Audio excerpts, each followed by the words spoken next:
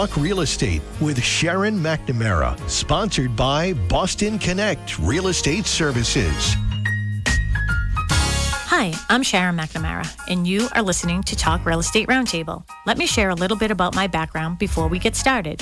I am the broker-owner of Boston Connect Real Estate, a boutique real estate firm that is home to over 30 real estate sales and marketing consultants who service home buyers and home sellers throughout Boston, the South Shore, the South Coast, and Cape Cod. Our firm takes pride in assisting our clients in the next chapter of their lives by taking a holistic approach to their real estate endeavors. We believe that every move should be a moving experience. Every week, my real estate team member, Mary Baker, and I, along with the director of Boston Connect Real Estate, Melissa Wallace, provide you with our unique marketing approach to selling homes and share with you our expertise in navigating the home buying process. We like to mix it up sometimes, so not only will you hear our perspective on real estate topics, but you will hear the expert thoughts and opinions of some of our real estate agents at Boston Connect Real Estate and the preferred professionals that we trust. Be part of our roundtable. If you have any questions during the show, please call 781-837-4900. We'd love to talk real estate. Follow us on Facebook, Instagram, and wherever you listen to podcasts at Talk Real Estate Roundtable. If you would like a one-on-one consultation with me and my team or one of the dedicated agents at Boston Connect Real Estate to discuss your real estate needs, you can connect with us at bostonconnect.com or 781-826-8000. Now, sit back, relax, take good notes, and let's talk real estate. And good morning to all my South Shore neighbors. This is Sharon McNamara. You are, of course, listening to Talk Real Estate Roundtable. I am in studio at WATD. I forgot how fun it was to be in here in this building. I am with my sidekick. Live in front of a studio audience. Woo! Exactly. Is that me and Melissa? Yeah. Yes. I have, of course, the one and only Melissa Wallace, and she is the director of everything over at our office. Boston Connect Real Estate is the sponsor for our real estate show, as well as the McNamara broker team, which is now called the Sharon and Mary real estate team. And then when she gets married on June 24th, I said, just name it the Horton team. Like, at this point, like, does my name have to be on it? Yeah, June 24th. The wedding's coming up. The wedding is coming up. It sure is. Cool. I don't know how exciting she thinks it is right now with all the final details that have to happen with a wedding. And Melissa's in the wedding. I am. Great. Yes, I am. And I'm going to get my dress at the final hour and hope that it all comes together for me. But it's going to work out. It's going to be a beautiful day. Yeah. So and we were talking a little bit about weddings earlier on Alyssa's show. So, it's all those final details. And we also have Alyssa McNamara Reed with us. Of course, we were just on for 2 hours on her show, McNamara Financial's show called McNamara on Money. So thank you for staying. You're welcome. Yeah. And I know your soccer game got canceled. It did. I'm so bummed. It was our opening weekend. Why? The other team couldn't field a team. They had to forfeit. Well, maybe they shouldn't be in the league. So do you take it as a win? Yeah, I should be taking it as a win. Because you know what happens is, we're going to get into way too much detail on this, but I like to talk soccer. We can talk. We go off we the have rails. a talk? I could do a talk soccer show quite easily. I coach a town team, so it's just like the youth soccer program, right? And then, but a lot of the, like a lot of other sports these days, everyone plays club. Well, not everyone, but a lot of the kids play club, and and so what happens is a lot of clubs have games on Saturdays, which conflict with the town games, and so the players will place a priority on their club games, and then they'll miss town games, and it's a bummer because like the club that my daughters belong to, their games are on Sundays, so a lot of clubs play on Sundays, but it's not exclusive. So they probably had a lot of club players that had conflicts, and so they chose that over the town. I remember that with volleyball, with Mackenzie. There was a lot of that, that stuff, with the club teams and everything. We traveled all over. Do you guys do a lot of traveling? Yeah, but it's South Shore until you get to the playoffs, and then it could be. Yeah, then it's far away. If you get to the playoffs. Yeah, when you get to the playoffs. When you get to the playoffs, you got to confident but not arrogant. Not arrogant. Yeah.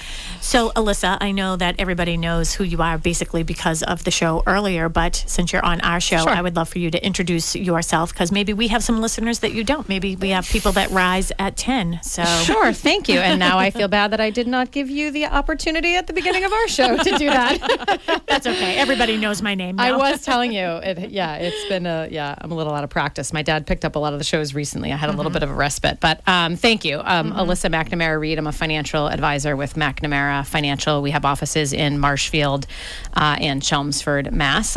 This is my 20th year at McNamara Financial. Is that crazy? That is. One of my clients, I dyed my hair recently, so you can't tell, but one of my clients about a week ago said, "Congratulations on being a silver-haired senior." And I was like, time to dye my hair. Oh my gosh. Yeah. There are things that you like just shouldn't say to She people. was like laughing about, we were laughing about it, my but gosh.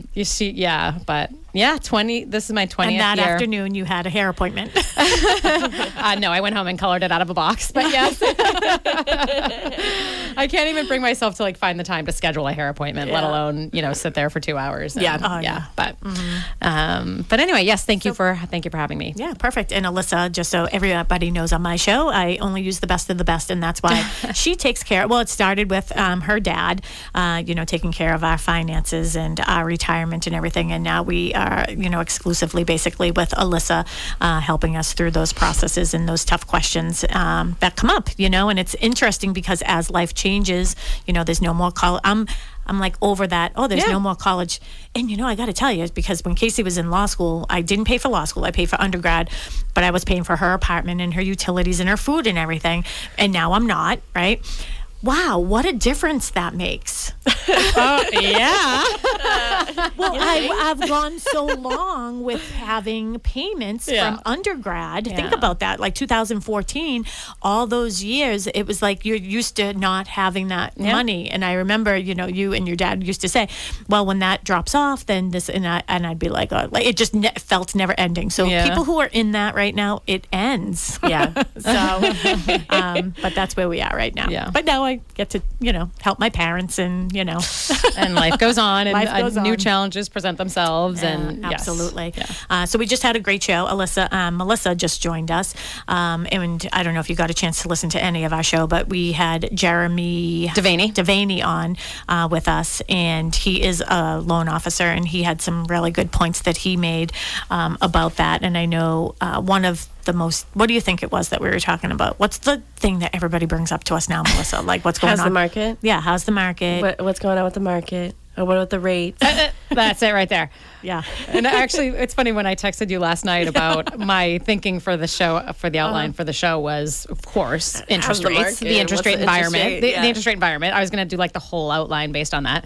And I think I said, "Are you sick of talking about interest rates?" And then I threw out some ideas, and your response was yes. Yeah. But I still had the outline in that. Well, we didn't do the whole show on interest rates, but It's funny because everybody is talking about it, and so I have like these two sides of me. So now that I am a buyer in this market, This will be great, Alyssa, for you to sort of ask her questions on this. yes. Yeah. So you are a buyer yourself in this market. I'm a buyer myself Okay. in this market. So I've been in this industry 10 years now, and I feel like I've gotten a different perspective now that I'm an actual buyer in it, because anybody can talk about anything, but unless you experience it, you don't really know what it feels like.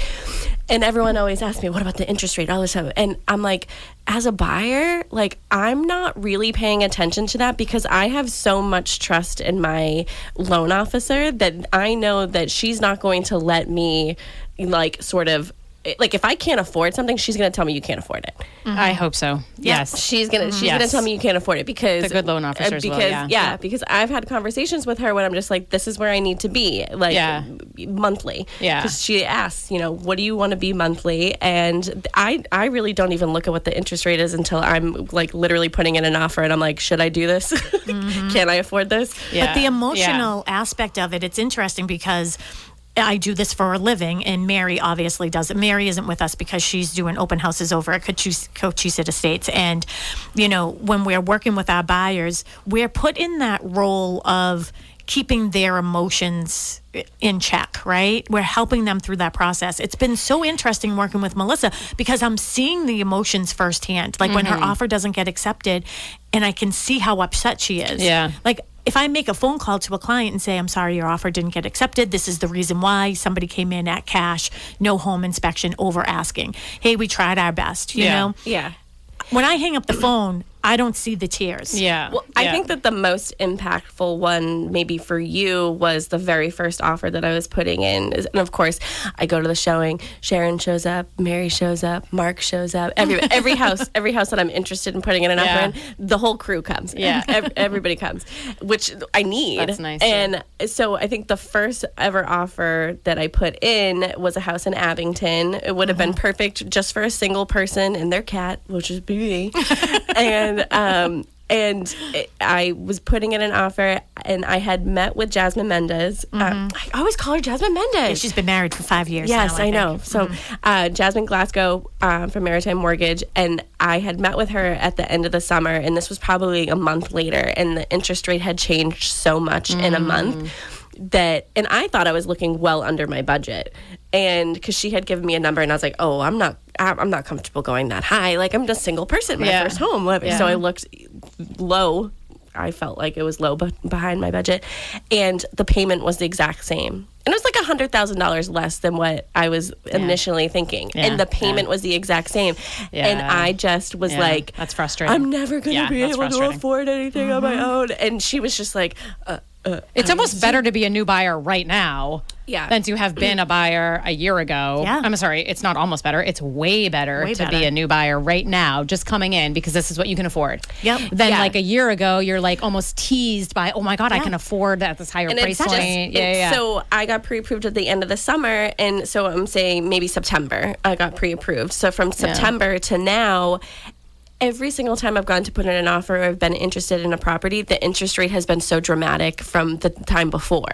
So maybe like 4 or 5 times, it's like, okay, so I'm like literally looking across the board of my price range because it's all going to depend on what the interest rate is on that at that time that I'm putting in the offer. Because at one point, I mean, I think that you were approved up to like 425 or something, right? On your own. And then now the houses that you're looking at are like probably like the low 3s or like 350 or anything, and it's the same exact payment, or even more. No, so I know. we just did those similar calculations on our show. Even more, and I'm like, and everyone's like, oh, why don't you consider a condo, which would be great for somebody who, like me, is never home and doesn't have to take care of a lot of things. However, you also have to take into effect the condo fees. So then you would have to look below your budget or what you think your budget is, and then consider in those. And I'm just like, no, I can't. It's just so much thinking. I'm like, I can't right now.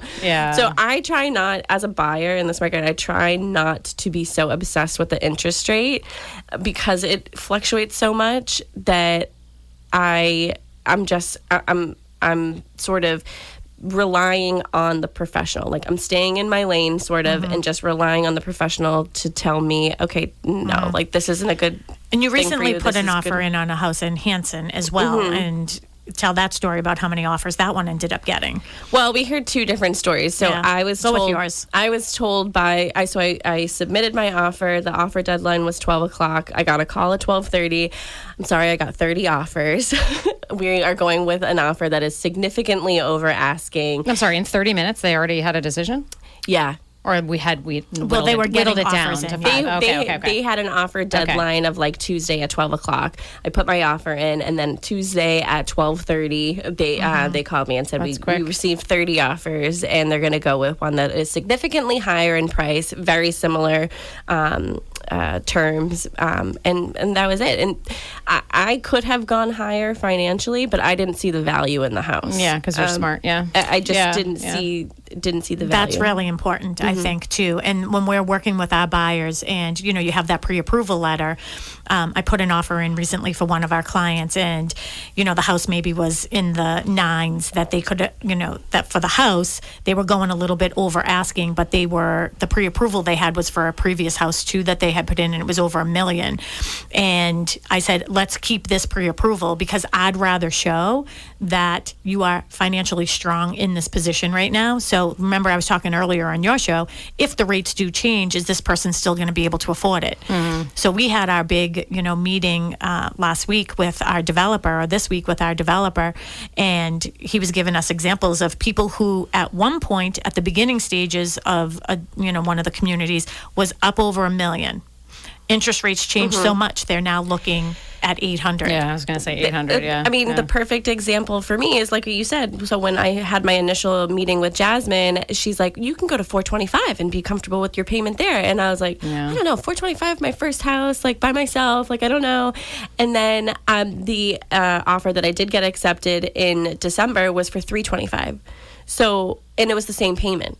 Yeah. And that was a difference of 3 months. Yeah. So $100,000. $100,000 less with the same payment, but because the interest rate had gone, I think from 5.25% to 7%. Yeah. I'm $100,000 below what I thought I could afford. Yeah. Mm-hmm. You know, so and now the houses are so few and far between that I'm just like, I can't focus on the interest rate every single day because I don't even have a house to put an offer in on. Right. So, So if you think about, we were talking earlier, it's interesting because I pulled a report and it showed what, where inventory is right now in Plymouth County. And this time last year, we had 848 houses on the market. And right now we have 1,011, which was surprising to me. I'm actually not surprised. Really? I'm not surprised because of the inventory that is on the market. And we were talking about that. Well, what are the types of homes that are on the market? Are they all unattractive, undesirable? Yeah, so there's in that range of not 350. All, I shouldn't say all. For those people that have their homes on the market, I'm sure they're not all unattractive and undesirable. No. Yeah. From 350 to 400, there were 42 on last year, and there's 34 this year. So that range seems to be, and even the range of the 400 and 450 was, 42 this year, 34. Yeah. Where are most of them? What range are they in? 6 to 800? Let me see where. The difference. It's hard to see it on this scale here, but like in the 7 to where is 800, most of the inventory just in general now? In what price range? Yeah, 91 homes right now in the 7 to 800 range. Okay. Interesting. So I had just had this conversation with somebody the other day. I don't remember who. I'm sorry. But this week, somebody had said to me, oh, are you looking at any houses this week? And I was like, no. And they're like, oh, I can't believe nothing has come on in your price range. And I was like, well, actually 4 houses have come on in my price range, but I'm not going to look at any of them. And they're like, why? One's bank owned and it needs to be cash. One needs a brand new septic system. It's the buyer's responsibility. One doesn't even have walls in it. It needs, my God. Not even a finished home. Not even finished, nothing. So many, and they'll go to somebody who's looking for something like that. But I feel like right now, a lot of people who might be in hardship situations or whatever it may be, somebody who just wants to get away from a house is going to put it on the market right now because they're all going. Yeah. And all the investors, as we were talking earlier, the investors are buying those and flipping them. And somebody brought up wholesalers the other day too. So we're seeing a lot more wholesalers out there. So what they do is before those come on the market, and I'm not going to talk about all wholesalers, but if you do some research, sometimes they have sort of the reputation of taking advantage of people in certain circumstances, not being able to make their mortgage payments and things like that. So honestly, beware of those types of things.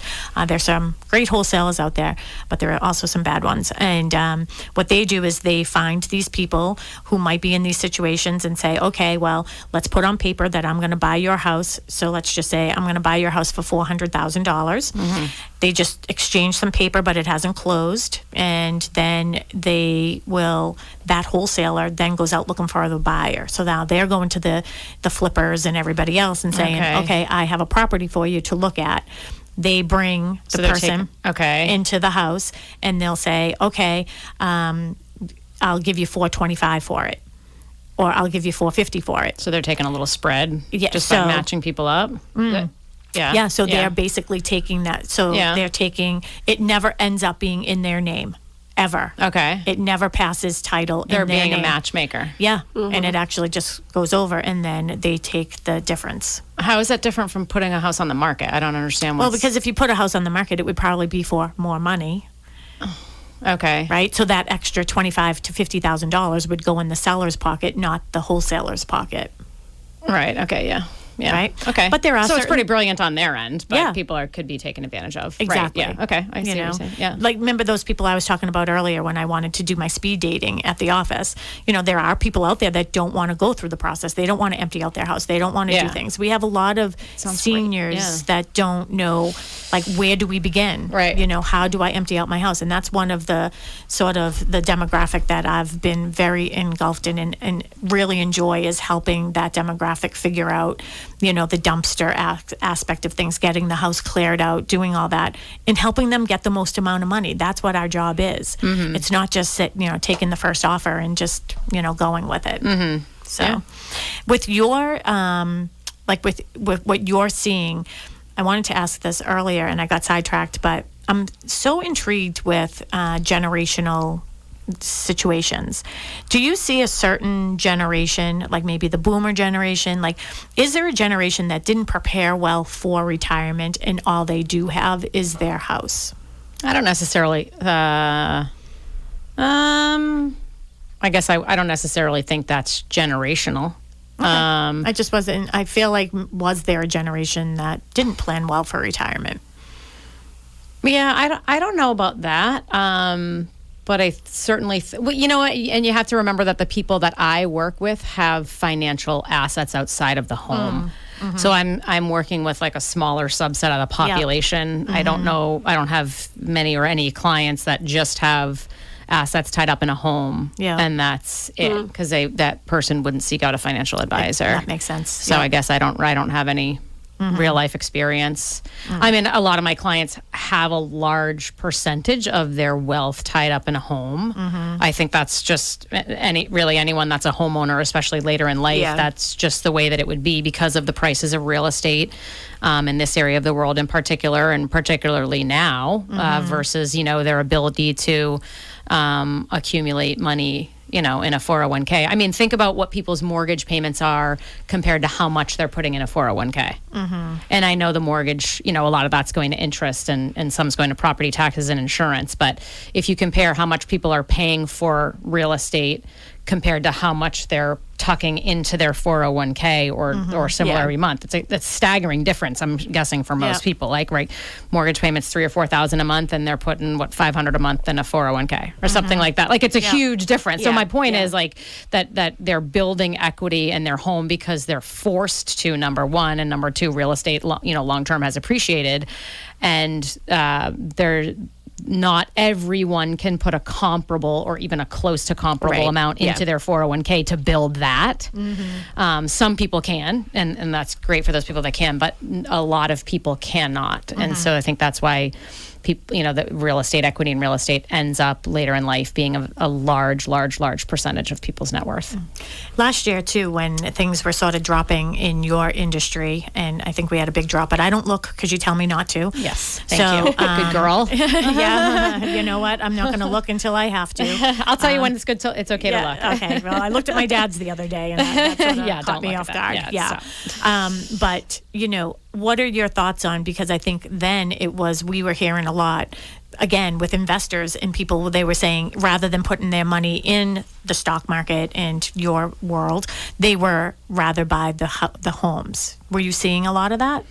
Or buying real estate? Yeah, I mean, it's normal for people to be nervous to put money in a 401k when they're seeing the value of their 401k or other assets down maybe 15 or 20%. So it's in reality, good investor behavior would actually be to keep adding or add more when it's down 15 or 20% because it's a buying opportunity, right? But it's human nature to be nervous. People think this isn't a good time to invest because markets are down. Maybe they think it will continue down. Well, that's really what they're thinking, why am I going to put money in when it's going to continue down? So I don't necessarily, the numbers are just very different. Like, it's not necessarily like, well, I'm not going to put money in my 401k, I'm going to buy a house instead, because really you're talking about $500 or $1,000 a month into my 401k, and this house is $1 million, right? The numbers are just different. They're just so different. But it is normal for people to hesitate adding money to a portfolio, 401k, or the like, in volatile times. Because that was one of the things I was thinking too. It's like, well, that would be the time you would want to add more because people were buying houses that were over asking. So it didn't make sense to me. Yeah. But we are at 10:30, so we're going to take a very short break, and we will be right back. I am with Alyssa McNamara Reed. We're talking about things real estate related and whatever her world is, financial planning. Financial planning. So we will be right back. People often wonder what they need to do in order to prepare their home to sell. Hi, I'm Alyssa Wallace, full-time realtor and team member with Sharon McNamara of Boston Connect Real Estate. And our team always advises our clients to remember, you never get a second chance for a first impression. Call our team for a one-on-one consultation and top tips on how to prepare your home to sell. Hi, I'm Sharon McNamara, the broker owner and full-time realtor from Boston Connect Real Estate. And my real estate team always advises our clients to use their senses, all 5 of them: sight, smell, taste, hearing, and touch. Call my team for a one-on-one consultation and top tips on how to prepare your home to sell. It's so easy to connect. Call me directly at 781-294-4848 or visit my website, bostonconnect.com. We now return to Talk Real Estate, sponsored by Boston Connect Real Estate Services on 95.9 WATD. And we are back. I always have to do a little pause because I get... That was perfect. Okay, that was good. great. Nice job. Do a little pause because I'm always She gets to do the show again next week. I get to do, yes, I get to come back next week. Yes.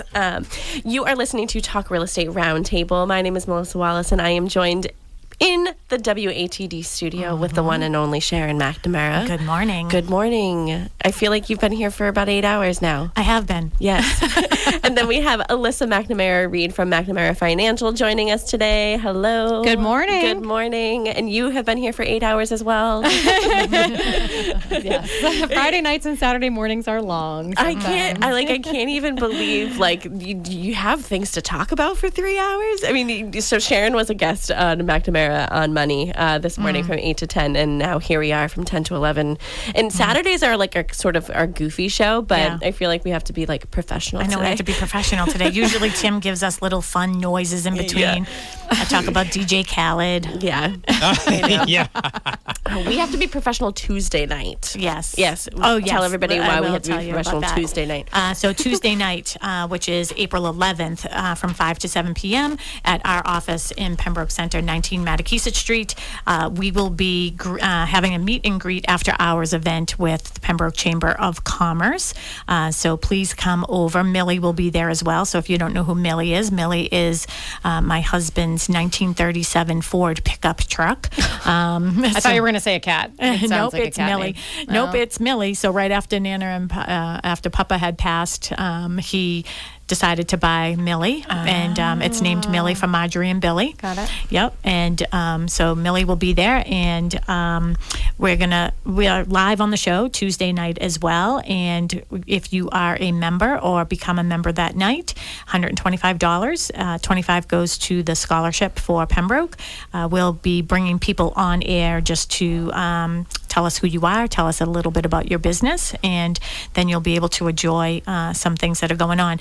Initially, the developers, Bristol Development from that's doing the project that I was talking about earlier over at Shepherd's, the 66 apartments, they were going to be coming, but unfortunately they have a meeting in Boston that they can't escape from, and I asked them just to bring the boards so we can see, so everybody can see what that project is going to look like. So again, members and non-members, and it's Pembroke Chamber of Commerce next Tuesday. So, you're in the chamber here in Marshfield? I was on the chamber for 11 years. I'm off the chamber now, effective January. Oh, really? Yeah. So not even a member, or are you just not on the board? I'm still a member. I'm just not. I'm not on the board of the chamber anymore. Okay. Yeah. Perfect. Yep. Yeah. So I came up with a little tagline for us: supporting business and uniting community. Isn't that nice? Love it. Yeah. Yeah. It's great. Isn't that nice? Isn't that nice? Yeah. So we'll be doing that Tuesday night. So we hope that you can make it. 19 Mattakesett Street. So Pembroke Chamber and Marshfield Chamber, they have done some stuff together in the past. They're very cooperative chambers. Mm-hmm. Yeah. Actually, Tuesday night, I think it was, recently, somebody from Marshfield Chamber called. Oh, yeah, called. Yeah, called in and said, hey, that's great that you're doing that. So come and see us. But if you have any questions about real estate or financial planning, give us a call, 781-837-4900. And we were just talking a little bit about the whole process and the emotions that go along with buying. And you know what? You looked at me like that. Yeah, she's such a good buyer too, and this is where I feel like the emotional part comes into it. Oh, and the other struggle right? is your cousin is in the same field as her. So now I have two people the same range, price range, yeah, which is a tough price range, I'm assuming, in terms of what's available in this area of the world. Yeah. Well, I just listed the 4 that are available, and neither one of us are looking at any of those. Although there was one, I think, that they looked at in Plymouth. It was just too far for me. Just too far. I thought that was a condo, wasn't it? A condo? I don't know. No. Okay. Anyways, so Alyssa, are there any things that you want to talk to us about, like about your world? Because this is really, you're our guest. How your world intertwines with ours.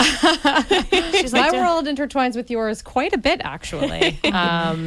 My clients often ask me my opinion on real estate, and I get a lot of questions from clients regarding being a real estate investor and owning real estate investment properties. And I can't comment on that personally. I don't have a real estate investment property, but those are kind of it's fun for me to. I'm a financial planner. I do like modeling, with my software and stuff like that. I get all, nerdy with the calculations, and those are fun things to model. Like I just had a conversation with a client a couple days ago about he right now has a duplex and he rents out one side. So it's steady cash flow for him, and he's thinking about, doing that again, or maybe renting out his side and buying a second place. And we're just having these conversations about, and it's interesting in this interest rate environment, have to bring it up again, that he's like, I have this property, I might rent out the other side and then buy another place for myself, and but doesn't have much of a down payment for it, so would be very leveraged, would have to borrow a lot. He's actually out in California, so you're talking about bigger numbers for in terms of the price points, and it's just and then you're sort of calculating, well, okay, what's the interest you're paying on the mortgage? What's your payment? Even if you're getting the cash flow over here, what are, how much in debt are you, et cetera, versus what if you just sold and then you're mortgage free in your next place or close to it, right? And that gives you an ability to build assets outside of here, but you're foregoing appreciation on 2 investment properties. So, again, those are not things I can solve in 5 minutes, but we could work through models, and it's sort of fun to do stuff like that. Yeah. And I, one of the things I generally say for people that are interested in being a real estate investor, I think it works well when you're local to that property and when you're handy. Yeah. And if you're neither of those things, then I don't think it's as cost effective, or it doesn't appreciate, not that the home won't appreciate, but your financial benefit from that is not as great, because if you're hiring a property manager, et cetera, and needing people to work over, that's just eating away at your cash flow and your return on the property. And one of the things, too, if you ever get those questions, feel free to lean into Mary a little bit, too, because her fiance is Sam Horton. He's a full-time real estate agent at Boston Connect Real Estate. And one of the things I love about Sam is early on in his career, even though he does do, resales and residential and everything, he just has this love and passion for investments and investor properties and working with investors. He started a meetup in our office a couple of years ago, I would say, and he meets up once a month in our office, and he has different speakers and everything. He's up over 50 people. He has over 100 people on his list, like doesn't he? Like real estate investors? Real estate investors, whether it's big or small, everything. And, he's going to start getting into the property management aspect of things, too. So, what is it, like a support group? What is that? I don't get it. It's like purpose. Emotionally support group. No, it's a meetup. So they'll have, like, for a guest speaker, he's had like an accountant on before, talking about, the pros and cons, different things to do, how to leverage yourself, how to, they had a speaker on last week, and he has like a ton of doors, right? Like he just has over 100 doors or something. Doors. Well, that's not doors, like but wooden that's doors. That's what they call each unit is a door. That's how they reference it. What? See, I was if you went to his functions, you would learn the lingo. I have no interest in being a real estate investor myself, but there are a lot of them out there. So Sam Horton, when is his next one? Is it next week?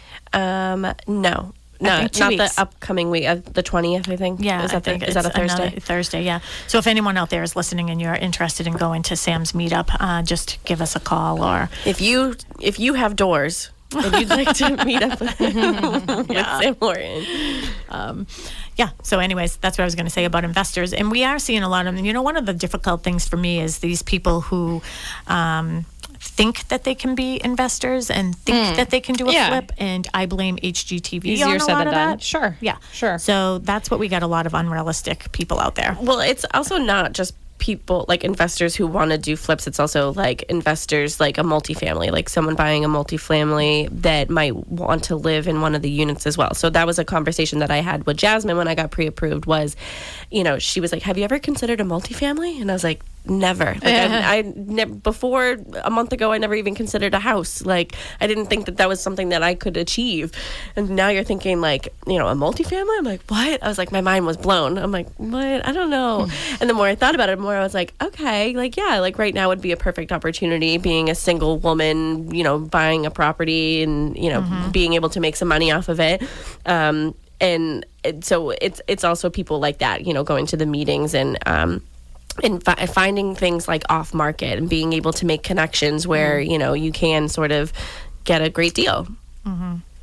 Well, it's hard to compete with that field too. It's just difficult to sort of compete with, the investors too, with the multifamily. Oh, that can be cash buyers and and can get financing a lot easier. And too, if you're buying, in a condo development, there's a lot of things. I just came across this with the condo I have for sale that we got under agreement was, looking at the budget and looking at everything. The ratio right now is 42.9% for rentals versus home ownership. So primary residence. Slightly more than half of people own. Yes. So, but it makes it more difficult to get a loan when the majority of the property is for rentals. So that's one thing that you definitely have to look into. When it's a condo and some of the condos are being rented. Yeah, exactly. Okay. So, and then a lot of FHA products won't allow that. Yeah. So with the ratio being that high, and with this development that I have, there is no cap. I was like, well, what's the cap? There is no cap on how many people can people can be renters. So we had. Oh, they're just screwing some owners then. Yeah, they are. That's too bad. Yeah, that's too bad. So I said, the condo association. Somebody else should get on the board of that condo association probably and change that. Well, they just changed management companies, so maybe they'll think about that. But that's one of the things to think about. We've done a whole show on things to think about when you are buying a condo. Budget certainly is one of them. This property actually has a special assessment because they just changed hands, but our seller is going to pay that. But you never want to see that bill when you're sitting down at the table and you're buying, and it's like, what do you mean a special assessment? So that's a whole other show that we could talk about. A whole nother condo show. But I mean, something like that, when you don't have a cap, and then the development itself is going to be less desirable to people because they're not going to be able to go for certain loan programs that have these caps. Like there's a cap for a reason. And that's actually scary, because if people are buying into condos like that now at 7% interest rates, and if rates fall and they go to refi and they can't refi because the bank is saying no, there's a high percentage of rentals versus or they owners. Need to sell because they can't. They won't be able to refi. They won't, they're going to have a hard time finding a buyer. That's too bad. Yeah. I mean, it's good for the investors because it puts the investors in a really good position, because they're like, all right, well, hey, I have cash and I'm able to do this, or I'm in getting hard money or doing something like that to get the loan, to get in there. So it works out perfectly for the investors. But I just imagine that whole entire building being investors. Yeah, in which case they'll never change. If the majority of the owners are already investors, they'll never change that rule because they'll all vote against it. Oh, yeah, that's scary. So they'll be the ones that are gobbling all that up. So, that's scary for the individual condo owner. I mean, in terms of what the future would hold if they were trying to refi. Yeah. Yep. What else we want to talk about, ladies? Do you want to talk about Cochise Estates at all? I can talk about. You have your little fancy website up there. Yeah, so if you go to Live Cochise Estates, so it's COCHESE SETT, estates.com. I don't know where I put that. It was up here a minute ago. So we have 92 units that are in that development. Mary is there doing an open house this morning, and she's there every Saturday and Sunday from 11 to 2, every Wednesday as well from 5 to 7. And obviously you can always get an appointment. But Alyssa, are you on the website? Yeah, I am actually. I made that. You made the website? I did, yeah. Nice. So, but you can see how we have a mixture of, single families and attached homes. And, there's something for everybody in this development. So we're going to be I'll be putting on the prices up here soon. But, some of the condos, it's all condos, by the way, but that's another story for another day. The attached homes start at $699 and go up from there. So, and there are single family homes in there as well. There are single family homes in there as well. Nice. Yep. So if you go to the gallery, you can see single family homes and some really nice properties that we have here. So, yep. Yeah. So that's really all I have to say about that. But if you are looking for new construction, I mean, one of the things I actually did do a blog on this. So if you go onto more and into the blog, the benefits of buying new construction in the early stages. So what we hear about new construction and people sort of being hesitant to being, at the beginning stages, one, they worry about the developer bellying up. And that's something that people should think about. That is one thing that Jeremy had said earlier, right? That you have to sort of worry about that. One of the things I like about working with Stonebridge Homes is they're not, you don't have to get a construction loan. So they're sort of financing this themselves. So they're very strong financially. So you don't have to do construction loans to purchase in here, which is really good. And what, the new construction, the beginning stages, you're dealing with, the trucks are coming in and out, and maybe all the common areas don't look, perfectly beautiful yet. Mm-hmm. But the benefit is you're probably saving a lot of money because it only goes up in price as we enter into every new stage of the development. So it's sort of your reward for putting up with a lot of that. And I know in some of the developments right now, they're going to be going up on like 3%. They're going up on some of their developments right now, but we're sort of staying the same. But usually you can get better pricing and incentives from the builder. A lot of the builders are working with loan officers, so you can do, this is one of the big things that we're hearing right now is that the seller will contribute like $10,000 towards your buy down rate. So maybe the rate is 6.5% right now, but we'll put $10,000 towards buying down your rate. So maybe you can get that to 6. Maybe you can get it to 5 3/4. So the builders right now are the ones that I'm working with, anyways. They are doing a really good job of trying to be creative to make this work for people who do want to purchase. So that's one of my things on that. And you know what else is nice? You get to pick the lot that you want. Yeah. Right.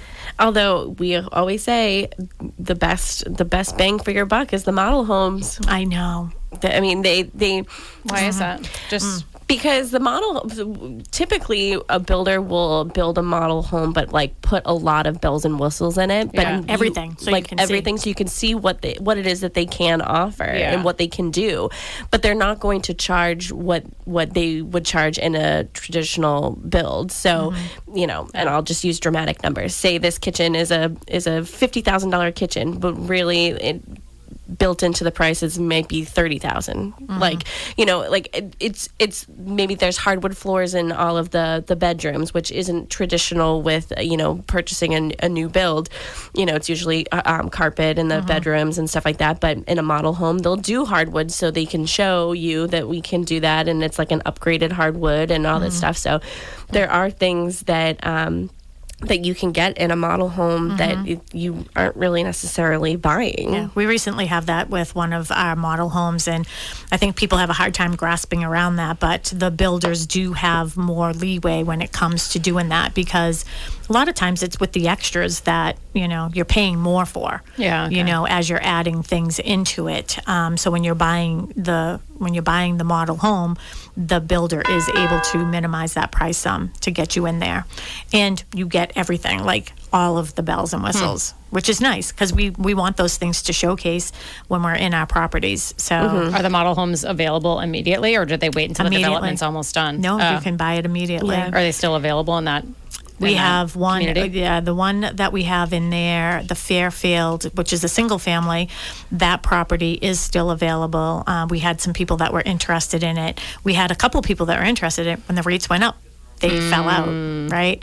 So that happened. And then I believe we got an accepted offer on one of the, it was the Liverpool, I think, or the Woolton, which was the attached homes. Oh, okay. Yeah, and those are beautiful. I mean, that's something I could see you in, actually, and enjoying is like that attached home. It's so, they're huge. Yeah. I mean, they're gigantic. And what's nice about them is you can have a first floor master, and then, the kids can be upstairs, but the way that they're set up, if you look at the aerial view of these Liverpool Wooltons, they're humongous, and it looks like a single family, which is nice. But the way that they're situated, you definitely have so much privacy, which is really, really nice. We're going to be doing a big open house over there as well, too. So we'll definitely announce that. I wanted to make it black tie. Yeah, I think we should just go fancy it up. Yeah, it'll be like on a Friday night. Nobody gets dressed up anymore. No one does. We gotta fancy it up. We gotta have our own prom. Yeah, that's what we'll do. We'll roll out a red carpet. With new construction. Yeah, new construction red carpet. And it is really nice. I will say I've been very fortunate to work for Stonebridge Homes and be the marketer for them for several of the developments. And other than being very loyal, developers and trusting us with their product, it's just nice that they stand behind what they do. There's a 10-year warranty on all their products. They take the extra efforts to make sure that you're not going to get water in your basement, all of those things. And one of the things I like to say, I mean, we just finished up a project, Copperwood. How many do we have in Copperwood? My gosh, 34, 32 or 34? Yeah, 34. We just finished up that project with them. And what I would say to people is, listen, I don't want you to get screwed by a builder either. I'm going to bump into you and Stop and Shop. Like, so I don't want to be ducking in the produce aisle. But it's nice to have somebody who does stand behind their product like they do. So, and buying early in the development, prices only go up. So you're buying, and it may seem high now, but honestly, at the end of the day, when the development is done, you've already have equity. The houses at the end of the development will be great comps for you. Exactly. So you already have equity in it. Yeah, absolutely. So that's a little bit about that. Alyssa, is there anything that you would like to talk about? It seems like we're fading a little bit. Well, we have been here for 3 hours. I think that's what happens after. that's what happens after. We usually have no shortage of things to talk about, but I don't know that we've ever done 3 hours back to back before, have we? Yeah, I think so. Once or twice. Anyways, getting back to me, with the interest rates, it is something that we get asked all the time. We recently just went to not a networking event, but it was like an event. One of the attorneys that we use. Styles. She knows Styles. Okay, good. Yeah. So we went to Styles' office Thursday night, and, they were just doing a little, welcoming gathering for a lot of preferred professionals. And one of the things that we sort of were anticipating was being asked all these real estate questions, because you get all these real estate people in the same room. And I think nobody wanted to talk about it. Nobody wanted to talk about the market. Nobody wanted to talk about interest rates or anything like that.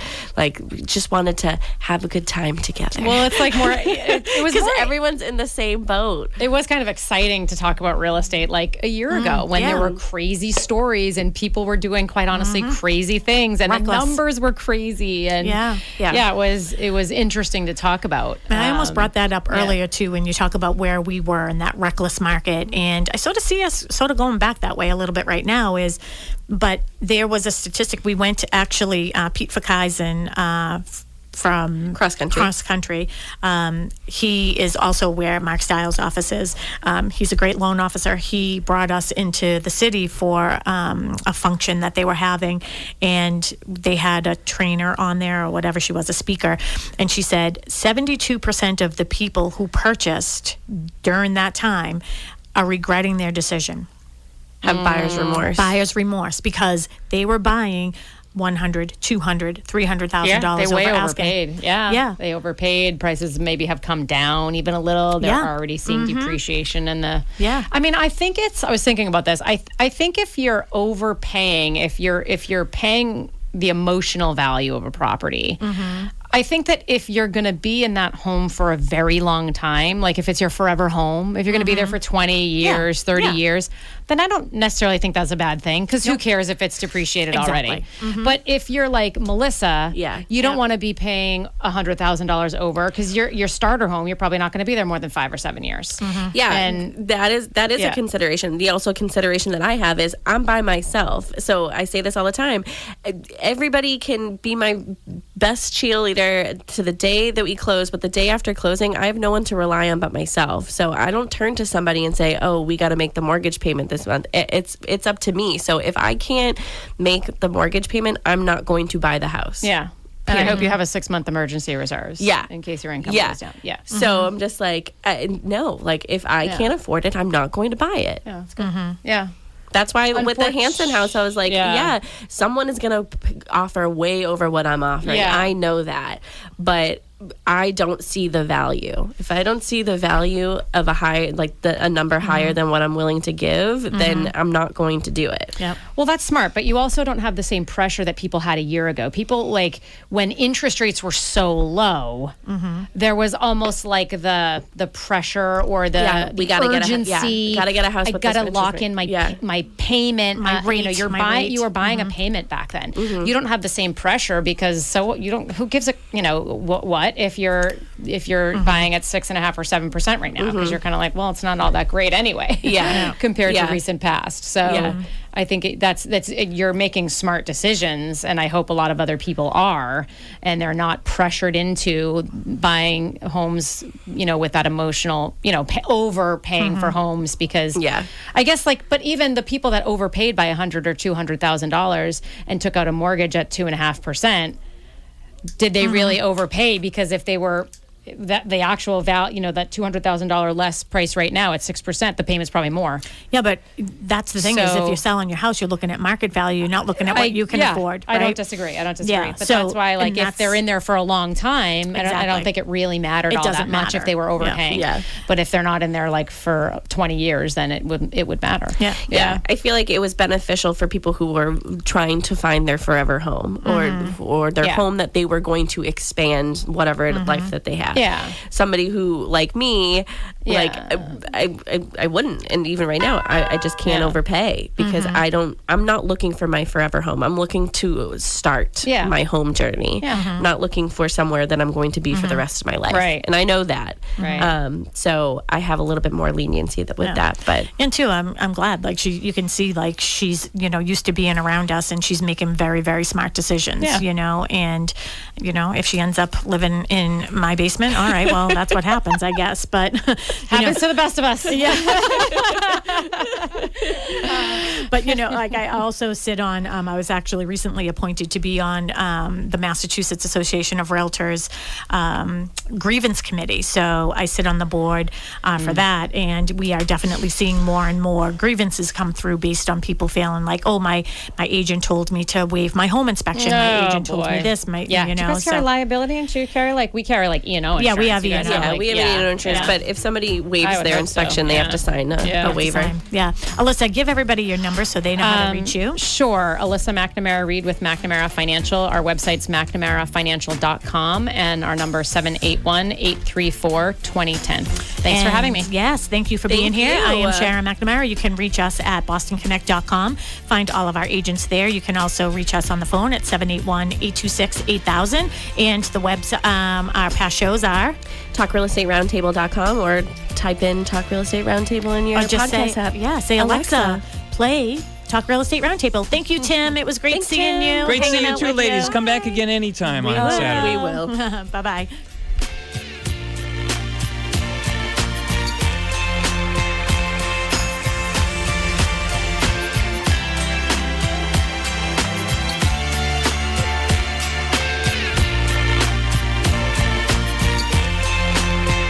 WATD FM Marshfield, WBMS Brockton.